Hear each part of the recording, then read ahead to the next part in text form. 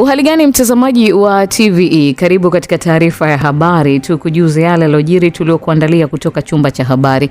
Mimi ni Miriam Mlaponi, nitakusomea habari za kitaifa, habari za biashara zitasomwa na Nizia Masinde na habari za kimataifa zitaletwa kwenu na Roman Shirima. Kifuatacho ndani ya TVE habari. Waziri Mkuu aiagiza TAKUKURU kuchunguza matumizi ya fedha hospitali ya Kalambo. Katika biashara, waziri wa fedha ahimiza sekta ya mawasiliano kuendana na kasi ya ukuaji wa uchumi. Na katika habari za kimataifa, Rais wa Marekani Donald Trump aashiria vita na Iran vinaelekea mwisho.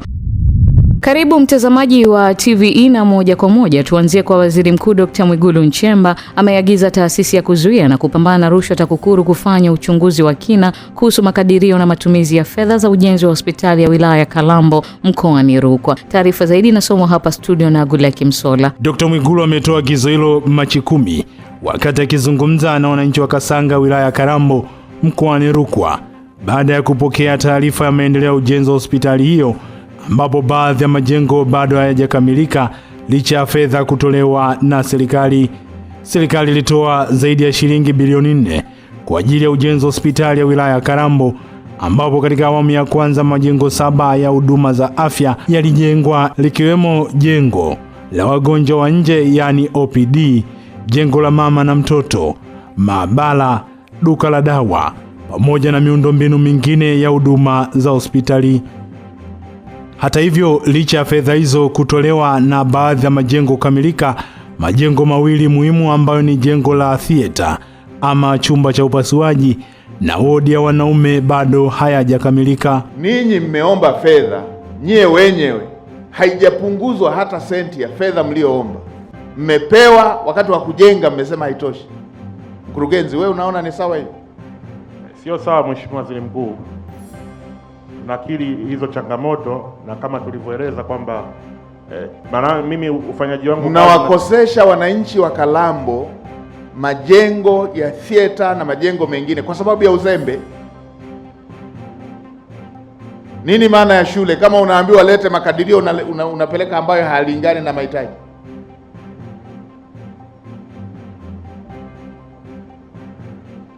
Kamanda wa TAKUKURU kachunguze na hili jengo. Inawezekana tunapigwa Vingereza hapa.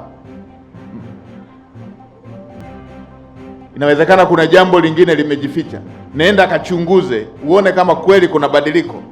Kama kweli fedha iliyoletwa haitoshi kujenga. Sije wakawa wamebadilisha mahitaji baada ya kuona kwamba kumbe tukiomba tunaletewa fedha. Unganisha na maeneo mengine yale ambayo nimesema ufanyike uchunguzi. Nipate taarifa. Hata kama yuko masomoni, kama kuna udanganyifu, taarifa hiyo nipate ili tuweze kuchukua hatua. Na ninyi kama mnataka nyongeza ili mpate fedha ya ziada,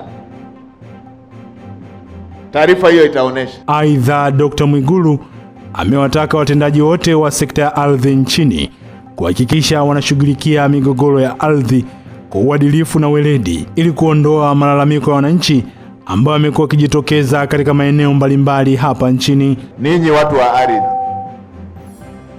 kama hamshtuki mpaka sasa, ninyi mnakaribia kuvunja undugu wetu. Kila eneo ardhi, ardhi, ardhi. Hivi ninyi hamna mpango wa kwenda mbinguni? Kila eneo. Na migogoro ninyi mmeizoea, yani mmezoea, wala mshtuki. Mimi sijasikia kwa mbali, nimesikia kwa karibu. Nimemsikia Mheshimiwa Rais akitoa haya maelekezo. Haya ninayowaambia, amesema hata kama yeye ndio anayeongoza, ndio anayehamasisha uwekezaji, amesema viongozi wote mlioko mikoani msichukue ardhi ya wananchi bure. Haya ni maneno amesema Mheshimiwa Rais.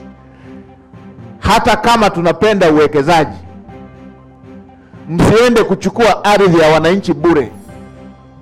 Tena hakuishia tu kusema msiende kuchukua bure, anasema hata pale mnapofidia msifidie kwa fidia ya chini, wapate haki wanayostahili. Haya ni maneno ya Mheshimiwa Rais. Ninyi mnatoa wapi haya kwamba ukishawepo uwekezaji mnaenda kupora ardhi ya watu? Ninyi watu wa ardhi, na mabaraza yenu. Awali Dr. Mwigulu alikagua miundombinu ya utendaji kazi wa bandari ya Kasanga iliyopo wilaya ya Kalambo mkoani Rukwa, akiwa katika ziara yake ya kikazi ndani ya mkoa huo. Akimpa taarifa ya maboresho ya bandari hiyo, mwakilishi wa mkurugenzi mkuu wa TPA Eric Madinda amesema kuwa bandari ya Kasanga ilijengwa kuanzia Aprili 29 mwaka 2019 hadi Aprili 28 mwaka 2020 kwa gharama ya takribani shilingi bilioni 4.7. Kwenye hii bandari mwaka 2008 tulianza maboresho ambao tulitengeneza gati la mita 20 na maeneo ya kuhifadhia mizigo. Lakini mwaka 2020 tukafanya maboresho mengine makubwa ambayo tuliongeza gati kutoka mita 20 mpaka mita 120 kwa ajili ya kuhudumia meli nyingi na meli kubwa. Sasa tulipofanya maboresho pia tuliongeza eneo kwa ajili ya abiria, lakini pia na nyumba kwa ajili ya wafanyakazi. Kwa hiyo maboresho ya bandari na kwanza kuitumia kutafungua uchumi mkubwa sana wa eneo hili la mkoa wa Rukwa. Taarifa ya utendaji inaonyesha kuwa katika kipindi cha Julai mwaka 2023 hadi Disemba mwaka 2025, bandari hiyo imehudumia jumla ya tani 3418 za mizigo, abiria 3648, huku meli 11 pamoja na maboti 357 yakiwa ni miongoni mwa mizigo iliyohudumiwa katika bandari hiyo, na saruji pamoja na makaa ya mawe sanjari na mazao ya chakula kama vile mahindi, mchele pamoja na unga wa sembe. Asante sana Goodluck Msolla kwa taarifa hiyo. Baraza la Taifa la Uhifadhi na Usimamizi wa Mazingira NEMC limekifungia kiwanda cha Mara Nile kilichopo Misugusugu, Kibaha mkoani Pwani kinachojihusisha na uzalishaji wa kemikali aina ya ethanol na gesi ya carbon dioxide baada ya kubaini kiwanda hicho kimekaidi utekelezaji wa maelekezo ya mamlaka hiyo kwa kuendelea kutiririsha maji taka yasiyotibiwa na kusababisha athari kwa wananchi pamoja na uharibifu wa mazingira. Tujiunge na mwanahabari wetu Mrisho Mapeo kwa undani wa taarifa hiyo. Akizungumza wilayani Kibaha mkoani Pwani, meneja wa utekelezaji wa sheria kutoka NEMC, Mhandisi Luhuvilo Mwamila, amesema mamlaka hiyo ilipokea malalamiko kutoka kwa wananchi wakilalamikia utiririshwaji wa maji taka ambayo hayajatibiwa na kukipa maelekezo kiwanda hicho, lakini hawakufanya utekelezaji wa maagizo hayo. Mhandisi Mwamila amesema kiwanda hicho kimefungiwa hadi hapo kitakapokuwa tayari kufuata maelekezo ya utunzaji wa mazingira kutoka kwenye mamlaka za NEMC na bonde la Wami Ruvu. Tunakifunga kiwanda hichi kwa maelekezo kwamba waboreshe mtambo wao wa kutibu maji taka, wahakikishe maji taka ambayo yanatoka kwenye maeneo yao yametibiwa kwa kiwango ambacho ni sahihi, lakini pia wahakikishe wanapata kibali kutoka ofisi ya bodi ya bonde la Wami Ruvu ya kutiririsha maji taka baada ya kujiridhisha kwamba maji yao yako kwenye kiwango ambacho ni sahihi kinaruhusiwa kwa mazingira. Kwa upande wake, Madhushri Kabra, meneja wa kiwanda cha Mara Nile, amesema wanaendelea kushughulikia changamoto hiyo na kuahidi kuhakikisha wanafanya marekebisho. I think we committed to NEMC and to the municipal authority that we will work out on some treatment plants. I can take the team to the site and I saw them that work is going on smoothly. Unfortunately or fortunately, sometimes shipments get delayed, sometimes we do not have finance. But the job is going on. You can see at the site. What I promised, all the jobs are going on, and that once it happens, there will be nothing like us that even request to municipality. But until that municipality has advised us, okay, you can manage in this manner, we were open to them. We gave them letter. Everything was done. Baadhi ya wananchi wakazi wa Misugusugu, Kibaha mkoani Pwani wameeleza namna ambavyo uchafuzi huo wa mazingira umekuwa ukiwaathiri na kuwasababishia baadhi ya maradhi. Inaniumiza mpaka naumwa mimi. Na kuna siku ilinibana bavu ni kwenda hospitali. Na mtu wenyewe mimi nauma pressure. Sasa ilinibana mpaka nikaenda hospitali. Tutolee harufu. Hata nyinyi bahati yenu iwe mbaya tu, lakini wanapita kila sana na harufu yao wanakwenda kumwaga huko. Madhara tunayopata hapa, maji yanamwaga njiani kuanzia eneo la shule mpaka huku mabwawani, na maji yenyewe ni machafu. Wengine wanasema ina asidi, inaweza kuchafua miguu na katakata miguu, lakini wao kuanza saa 12 magari yanamwagwa maji huko. Na madimbwi yote haya ni maji na matakataka ya mabaki yako pale. Nafikiri mkienda mtaangalia viroba vimejazwa kibao, wanatupa ovyo. na tujue taratibu zake wanafanyaje. Na tumeshalalamika sana kuanzia kwenye serikali ya mtaa mpaka kwa diwani, kwa mwenyekiti wa CCM, hatujui utendaji wake utafikia wapi mwafaka. Kiwanda hicho ambacho kimefungiwa na NEMC huzalisha kemikali ya ethanol ambayo ni malighafi kwa ajili ya viwanda vya uzalishaji wa pombe kali na gesi ya carbon dioxide ambayo ni malighafi kwa ajili ya viwanda vya uzalishaji vinywaji baridi. Asante sana Mrisho Mapeo kwa taarifa hiyo. Taasisi ya kuzuia na kupambana na rushwa TAKUKURU mkoa wa Singida asaidia kurejesha fedha kiasi cha shilingi milioni 119 na magari 4 ya taasisi ya SEMA iliyopo mkoani humo. Amini Nyaungo ametuandalia taarifa hiyo. Hayo yamezungumzwa na TAKUKURU mkoa wa Singida walipokuwa wanazungumza na waandishi wa habari, na hivi ndivyo taarifa ilivyotolewa. Taasisi ya kuzuia na kupambana na rushwa TAKUKURU mkoa wa Singida iliendelea kutekeleza majukumu yake kwa mujibu wa sheria ya kuzuia na kupambana na rushwa sura ya 329 marejeo ya mwaka 2023. Katika utekelezaji wa majukumu hayo, TAKUKURU imefanikiwa kusaidia kurejesha fedha kiasi cha shilingi milioni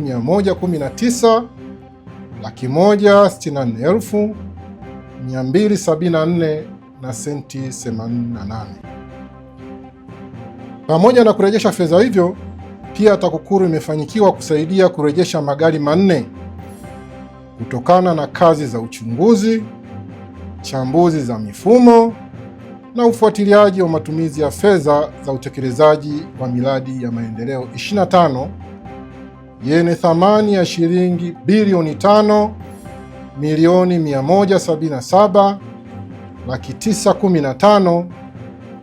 5,177,915,609 katika sekta za elimu, maji, barabara, elimu na utawala.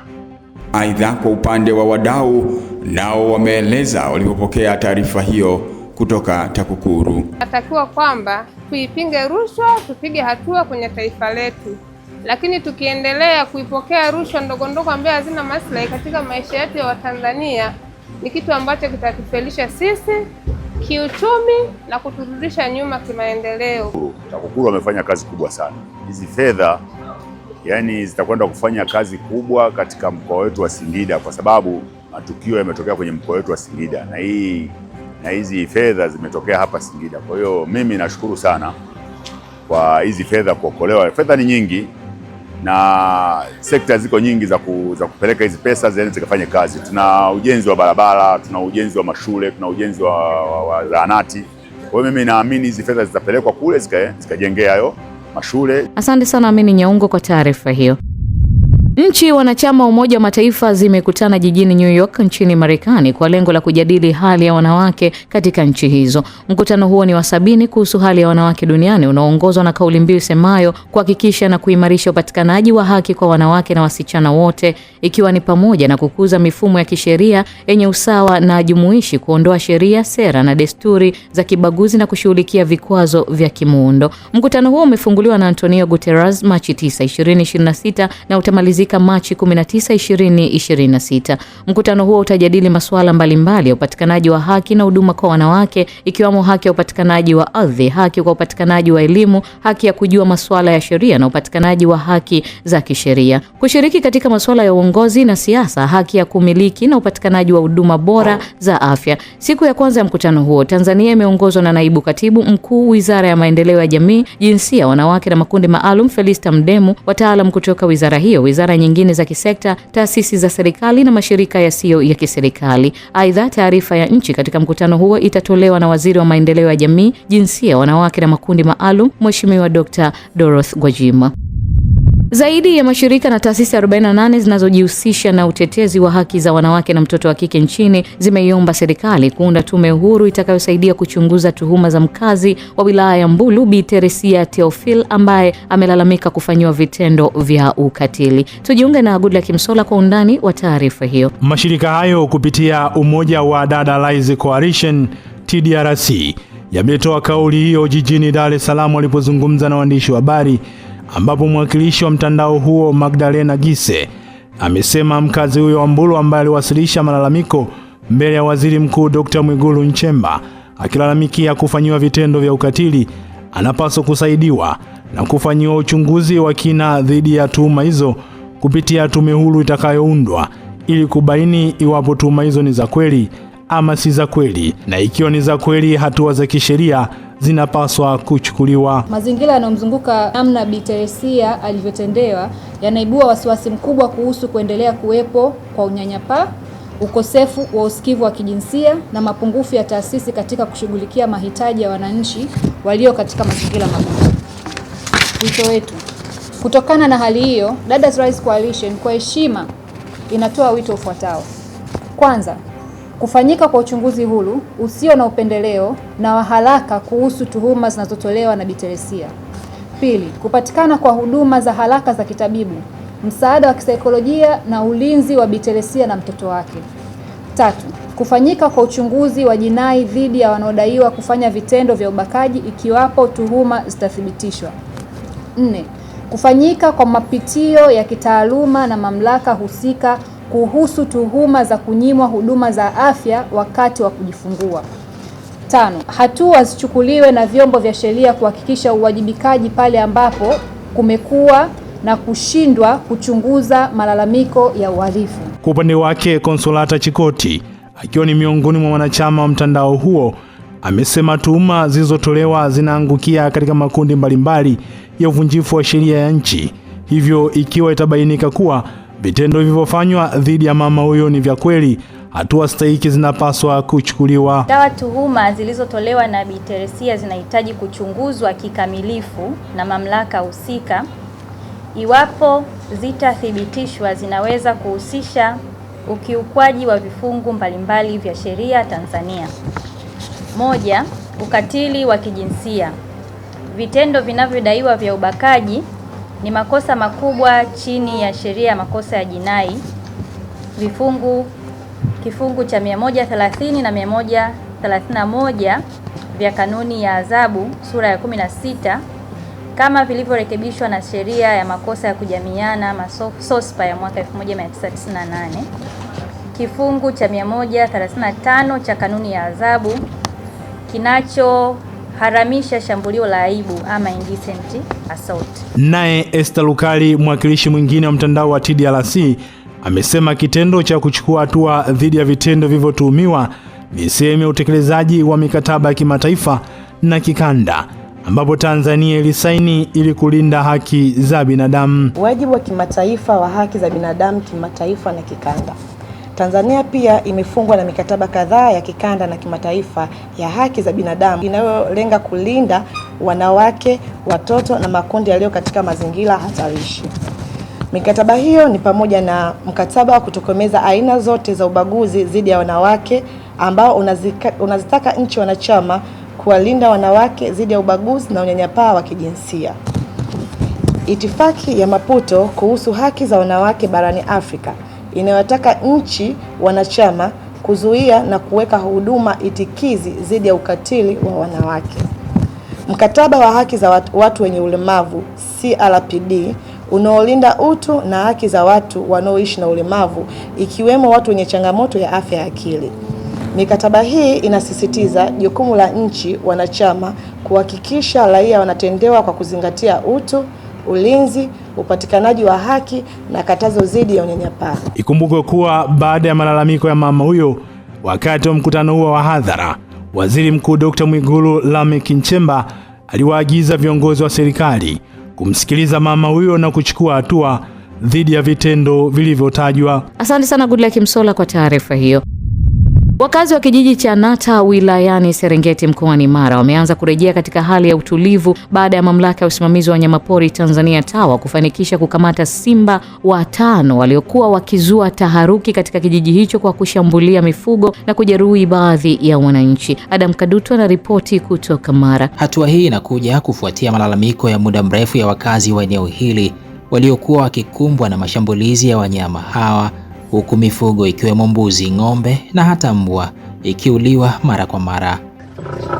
Wakazi wa kijiji hiki wanasema kuingia kwa simba hawa ndani ya makazi yao kuliwaweka katika hali ya hofu kubwa, wakihofia usalama wa familia zao na mifugo yao. Wengi wana watoto na watu tunaoona ni simba aliyekamatwa kama wewe ni mkubwa tu, na maana bado kuna makundi makubwa tu ya simba tunaopambana nao usiku kwenye makazi yetu ya miji au za marishoni. Na marisho ni hapa tu jirani ya Rubana, mpaka mchana wanavuka wanatukamatia ng'ombe marishoni mchana hapa tu. Simba wanatusumbua sana. Kwanza wanavamia kijijini na wanakula mifugo na wanadhuru hata wanadamu. Simba hawa pia wanadaiwa kuwajeruhi baadhi ya wananchi. Hususan mwezi wa 12 kuna kijana alikamatwa na simba akaletwa kwa kituo cha afya Nata, ni wa Mtukeri lakini alipona. Hapo nyuma pia 2025 kuna kijana alikamatwa na simba akiwa anachunga, kijana huyu alipoteza maisha. Nishukuru watu wa TAWA kwa kazi waliofanya kabisa kukamata hao simba 3 na bado simba 2 ambao wanatusumbua sana sana, hasa vijiji ambavyo viko kanda kanda ya hifadhi. Simba si ng'ombe na simba sio mbuzi wala kondoo. Sasa unakuta mtu anaenda kupambana na simba eti unapanga una fimbo. Huyu simba sio kupambana na panga na simba na panga au fimbo. Simba anatakiwa kupambana na serikali wenyewe na vitu vyombo vya dola ambavyo wanavyo, ndio wanaweza kufanya wakamkamata jinsi waliofanya sasa hivi wakamata hao simba 3. Afisa uhifadhi kutoka kitengo cha Ujirani Mwema anasema operesheni ya kuwakamata simba hawa imefanikiwa baada ya juhudi za pamoja za maafisa wa uhifadhi na wananchi kutoa taarifa kwa wakati. Mvua zimenyesha, zimekuwa kubwa, maji yametapakaa. Wanyamapori aina ya simba mara nyingi wanaogopa maji, hawawezi wakakaa kwenye maji, wanatafuta maeneo ya miinuko ambayo kidogo inaweza ikawasaidia pia na wao kuishi vizuri. Maeneo ya miinuko, kile mbugani maji yakijaa lazima wasogee karibu na vijiji. Kutoka hapa wilayani Serengeti mkoani Mara, Adam Kadutu, TVE Habari, Mara. Asante sana Adam Kadutu kwa taarifa hiyo.